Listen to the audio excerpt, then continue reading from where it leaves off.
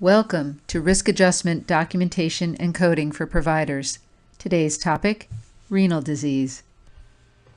Acute kidney injury, chronic kidney disease, end-stage renal disease, and dialysis are the most common renal conditions in the risk adjustment model.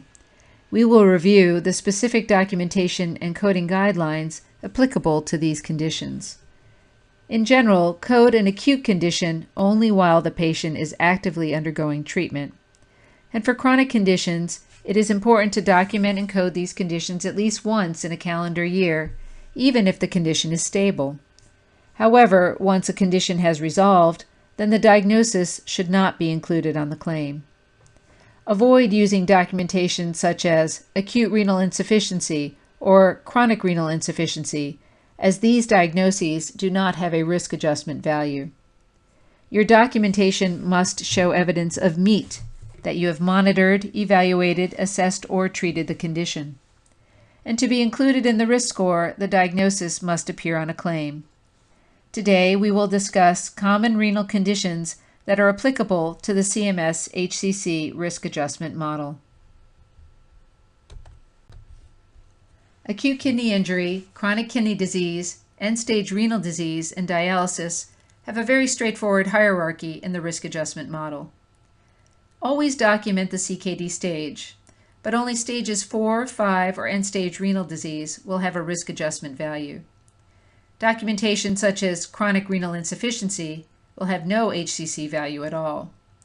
And the diagnosis of dialysis, or Z99.2, will trump all stages of CKD or end-stage renal disease. And this is shown in the chart below.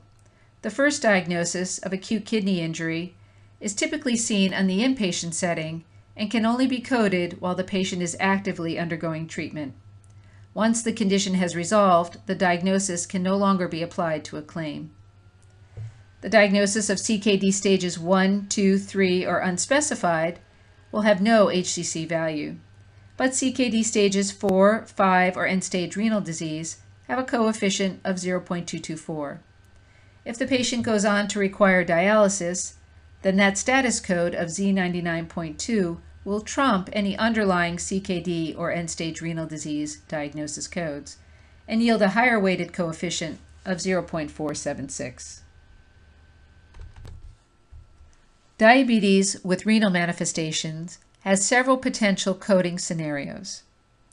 The best practice is to always specify if CKD or end-stage renal disease is present. Diabetes with CKD will require 2 diagnosis codes on the claim, one for the diabetes with renal manifestations and the other for the CKD stage. If the patient is on dialysis, this would require a 3rd diagnosis code on the claim. And remember, dialysis, or Z99.2, will trump all stages of CKD or end-stage renal disease. Diabetic nephropathy is an acceptable form of documentation for risk adjustment, but it is a less specific code, and you could potentially lose out on the additional coefficient from the higher weighted CKD codes. So the table shows some examples. The first example, type 2 diabetes with diabetic nephropathy, will yield a single coefficient of 0.368. If you specify CKD stages 1, 2, 3, or unspecified with the diabetes, again, you will only get a single coefficient. If you have diabetes with CKD stages 4, 5, or end-stage renal disease, again, this will require 2 diagnosis codes, and you will get a second coefficient because of the CKD stages 4, 5, or end-stage renal disease.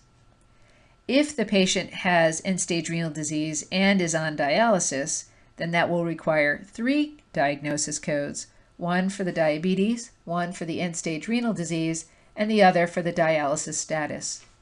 The dialysis will trump the end-stage renal disease coefficient, so you will have 2 coefficients, 0.368 and 0.476.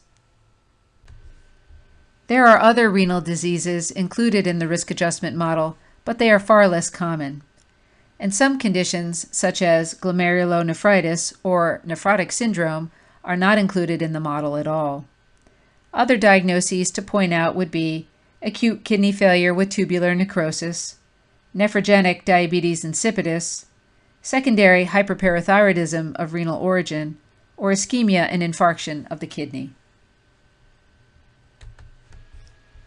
In summary, AKI, CKD, end-stage renal disease, and dialysis are the most common renal conditions in the risk adjustment model. Always document the CKD stage to ensure the most accurate diagnosis code. Diabetes with CKD will require 2 diagnosis codes, and if the patient is on dialysis, then 3 diagnosis codes should be included on the claim. It is appropriate to document all clinically relevant active and chronic conditions that impact the care of your patient, and your documentation must show evidence of meat. Do not code conditions that were previously treated and no longer exist, and documentation in the assessment and plan is preferred. Finally, ensure that all relevant diagnoses are documented and put on a claim at least once in a calendar year. Thank you very much for listening.